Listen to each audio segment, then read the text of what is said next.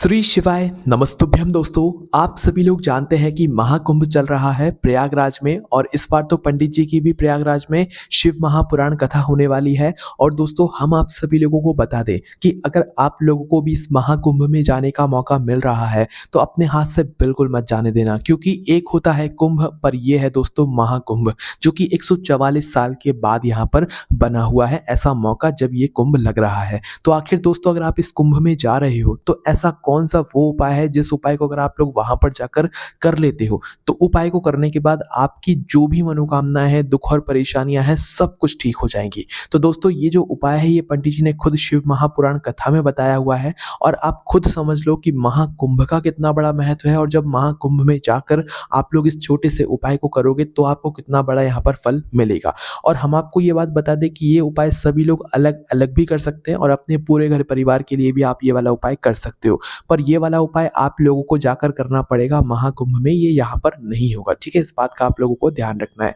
तो आइए जानते हैं कि कैसे आप लोगों को जो है ये वाला उपाय महाकुंभ में जाकर करना है। अब उपाय करने के लिए सबसे पहली बात ये जान लो कि आप लोगों को जो है ये उपाय महाकुंभ में त्रिवेणी संगम के पास या गंगा तट के किनारे ही करना है। मतलब जहां पर भी आप लोगों को वहां पर जगह मिल जाए वहां पर बैठकर आप लोगों को ये वाला उपाय करना है। अब उपाय कैसे करना है वो आप लोग सुनो। तो देखो, सबसे पहले तो जब भी आप पहुंचो, उपाय करने का ऐसा कोई समय नहीं कि सुबह करोगे, शाम को करोगे, रात को करोगे, कोई समय नहीं, क्योंकि शिव जी के मंदिर के अंदर का प्रवेश करने का कोई समय नहीं होता है। तो इस वजह से आप लोग इस उपाय को किसी भी समय कर सकते हो, क्योंकि हो सकता है कि आप सुबह पहुंचो, दोपहर में पहुंचो, रात में पहुंचो, तो जब आपका मन कर जाए, जब आप वहां पर पहुंच जाओ, जब भी आप लोग ये वाला उपाय कर सकते हो, है ना। तो महाकुंभ में पहुंचने के बाद सबसे पहले आपको स्नान करना पड़ेगा, डुबकी लगानी पड़ेगी, उसके बाद ही आप लोग जो है अपना ये वाला जो उपाय है इसको करोगे। ठीक है, अब देखो सबसे पहली चीज, जैसे ही आप लोग महाकुंभ में पहुंचते हो तो त्रिवेणी संगम पर जाकर आप लोग स्नान कर लो सबसे पहले, है ना।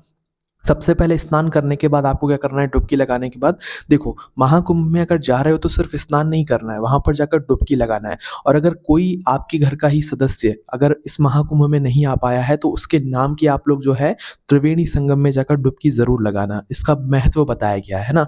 तो इस वजह से आप लोग अपने नाम की डुबकी लगाना, अपने परिवार के सदस्य जनों की नाम की डुबकी लगाना, और अगर वो साथ में आए तो उनसे भी कहना डुबकी लगाए। यहाँ पर स्नान का भी महत्व है और डुबकी का भी विशेष महत्व है ना। और जो लोग आपके साथ आपके घर के परिवार जन के सदस्य नहीं आ पाए हैं उनके नाम की भी आप जो है उस गंगा नदी में, उस त्रिवेणी संगम में आप लोग डुबकी जरूर लगाना, इसका भी बहुत महत्व बताया गया है, हमें पुण्य प्राप्त होता है ना।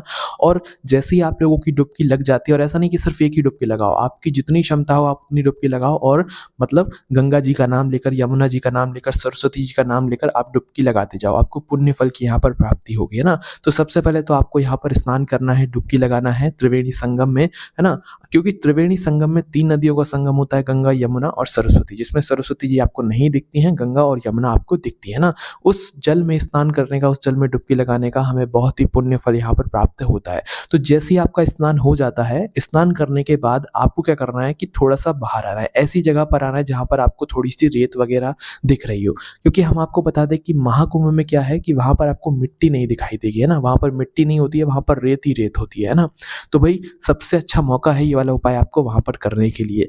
देखो जहां पर भी आप लोगों को थोड़ी सी खाली जगह दिखती है, अच्छी जगह दिखती है, आपको वहां पर पहुंच जाना है, वहीं त्रिवेणी संगम के पास में या गंगा नदी के पास में जहां पर भी आप लोगों को एक अच्छी सी जगह दिखती है वहां पर पहुंच जाना है। जहां पर आपको थोड़ी सी रेत दिख रही हो, चाहे गीली रेत हो चाहे सूखी हो, आपको वहां पर पहुंच जाना है, क्योंकि इसमें हमें बनाना है बालू रेत का शिवलिंग। त्रिवेणी संगम के पास में आपको वही रेत मिलेगी, बालू रेत, है ना। तो भाई आपको वहां पर पहुंच जाना है। तो बालू रेत का आपको यहाँ पर सबसे पहले शिवलिंग बनाना है। कैसे बनाओगे, आप के परिवार के सभी सदस्य जन भी अलग अलग भी बना सकते हैं और एक साथ भी आप लोग एक शिवलिंग बना सकते हो, है ना। तो सबसे पहले तो एक अच्छी जगह आप लोग देख लेना, आपने स्नान कर लिया, अगर स्नान करने वाली जगह के पास में ही कोई अच्छी सी जगह है तो वहां पर जाकर आप लोग जो है उपाय कर सकते हो। अन्यथा थोड़े से दूर जाकर जहां पर आप लोगों को अच्छी जगह दिखे, बालू रेत अच्छी दिखे, आप वहां पर बैठकर अपना उपाय कर सकते हो। ठीक है, तो अब आपको वहां पर बैठ जाना है ना। जहां पर भी आप लोग अपना ये वाला उपाय करने वाले हो वहां पर बैठ जाना है। अब बैठने के बाद सबसे पहले आपको बालू रेत की शिवलिंग का जो है यहाँ पर मतलब निर्माण करना है ना। क्योंकि दोस्तों आप लोगों ने देखा होगा कि जब आप लोग सीहोर कुबरेश्वर धाम जाते हो तो वहां पर तो कंकड़ ही शंकर है ना। तो वहां पर आप लोग कंकड़ को शिवलिंग मानकर उसकी पूजन करते हो। तो भाई आप लोग जब त्रिवेणी संगम जा रहे हो तो वहां पर तो भाई भोले बाबा का ही जो है सब जगह वहां पर नाम गूंजता रहता है, वहां पर भोले बाबा स्वयं आते भी होंगे। तो आपको वहां पर क्यों पार्थिव शिवलिंग का निर्माण नहीं करना चाहिए, आपको ये बात कोई नहीं बताएगा, पर आप लोग जो है ऐसे काम कर सकते हो, ये उपाय कर सकते हो, है ना। तो करना क्या है, आप लोग वहीं पर एक अच्छी सी जगह देखकर बैठिएगा और बैठने के बाद आपको क्या करना है, बालू रेत का जो है शिवलिंग बनाना है। शिवलिंग कैसा बनाओगे, नॉर्मल शिवलिंग बनाना है, ऐसा नहीं कि बिल्कुल डिजाइन वाला बनाना है, जलाधारी भी बनाना है, सब कुछ बनाना है, नहीं। जैसा आपसे शिवलिंग बनता है वैसा बनाना है। सीधी सी हम आपसे बात कहें तो वहीं की जो बालू रेत होगी उसको थोड़ा सा ऊपर की ओर उठा देना है और आपका शिवलिंग आराम से ये बन जाएगा, ठीक है। और अगर आपका मन है जलाधारी वगैरह बनाने का तो आप जलाधारी वगैरह भी बना सकते हो, पर बनाना आपको एक पार्थिव शिवलिंग है, बालू रेत का शिवलिंग है। अलग से आपको अपने हाथ से कुछ नहीं लगाना है उसमें, वहीं की आपको बालू रेत लेनी है और वहीं के वहीं आपको शिवलिंग बनाना है। ऐसा नहीं कि जमीन पर पहले कुछ रखना है उसके ऊपर शिवलिंग बनाना है, नहीं। आपको वहीं की वहीं रेत रहना है, वहीं के वहीं जिस जगह की आपने रेत देखी हुई है वहीं की रेत को उठाकर थोड़ा सा ऊंचा करना है और एक शिवलिंग का उसे आकार दे देना। अगर आप ज्यादा मेहनत नहीं करना चाहते तो आप वहीं की वहीं रेत को थोड़ा सा ऊंचा उठा दीजिएगा, जिससे कि वो थोड़ा शिवलिंग का आकार ले ले, और थोड़ा जमा कर उसे अच्छे से एक शिवलिंग का आकार दे दीजिएगा। अगर आप उसमें जलाधारी बनाना चाहते हैं तो जमीन पर ही वहीं पर जलाधारी बना सकते हैं, अन्यथा जलाधारी बनाने की कोई जरूरत नहीं है, है ना। अब जैसे ही आपका पार्थिव शिवलिंग बन जाता है, इसके बाद अब आपको क्या करना पड़ेगा वो आप सुनिए। देखो, अगर हो सकता है तो आप अपने साथ में कोई एक पात्र रखना जिसमें आप त्रिवेणी संगम का जल भर सकते हैं, है ना। इसके बाद में कुछ फूल रख लेना और एक दीपक विशेष रूप से आप लोग रख लेना। इसके अलावा आपको कुछ ज्यादा चीजें रखने की जरूरत नहीं है, क्योंकि आपका वहां पर घर नहीं है, आप कहीं ना कहीं से त्रिवेणी संगम पर प्रयागराज में इस महाकुंभ के मेले में गए हुए होंगे। तो आप लोग बस ये 2-3 चीजें अपने साथ में रख लेना, भले एक फूल भी हो तो वो भी चल जाएगा, है ना। अब आपको करना क्या है कि जो आपने पार्थिव शिवलिंग बनाया हुआ है उसकी आपको पूजन अर्चना करना है। पूजन अर्चना करने के लिए सबसे पहले तो आपको जल चढ़ाना पड़ेगा। अब यहाँ पर आपको अपने घर का जल लेकर आने की जरूरत नहीं है। आपने जिस जल में स्नान किया है त्रिवेणी संगम के इस प्रयागराज में, उसी का जल आपको भरकर लाना है ना। आप चाहो तो जिस समय स्नान कर रहे हो उसी समय भरकर रख लो, क्योंकि आपको उपाय करना है ना।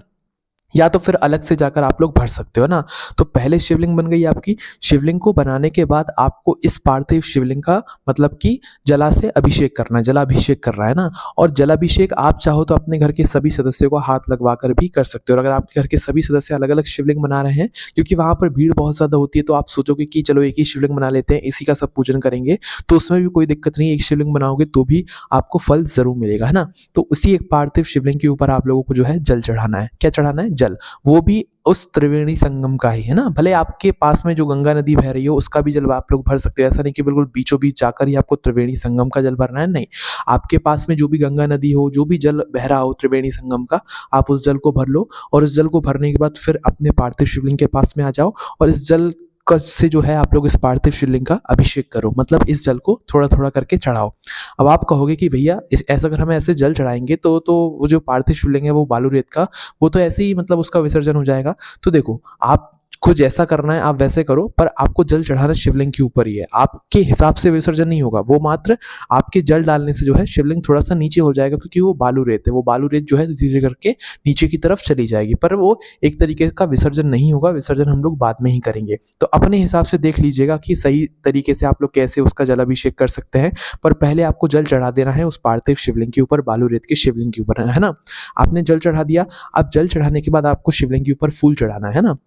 तो फूल आप लोगों ने चढ़ा दिया। फूल का मुख आप मतलब सामने की तरफ होना चाहिए, जिस तरफ से शिवलिंग का मुख है उस बात का भी ध्यान दीजिएगा, है ना। तो फूल आप लोगों ने चढ़ा दिया। अब आप लोग ऐसा समझ लो कि जैसे आप शिव जी के मंदिर में जाकर शिव जी की पूजन अर्चना करते हो, वैसे ही आपको यहाँ पर भी करना है, कुछ अलग से नहीं, है ना। आपको मात्र क्या कर रहे हो आप लोग यहाँ पर कि त्रिवेणी संगम के तट पर एक शिवलिंग को बनाकर उसका मतलब कि पूजन कर रहे हो। तो ये बहुत ही बड़ा फलदायी यहाँ पर माना जाता है, तो इस वजह से हम आपको ये बात बता रहे हैं ना।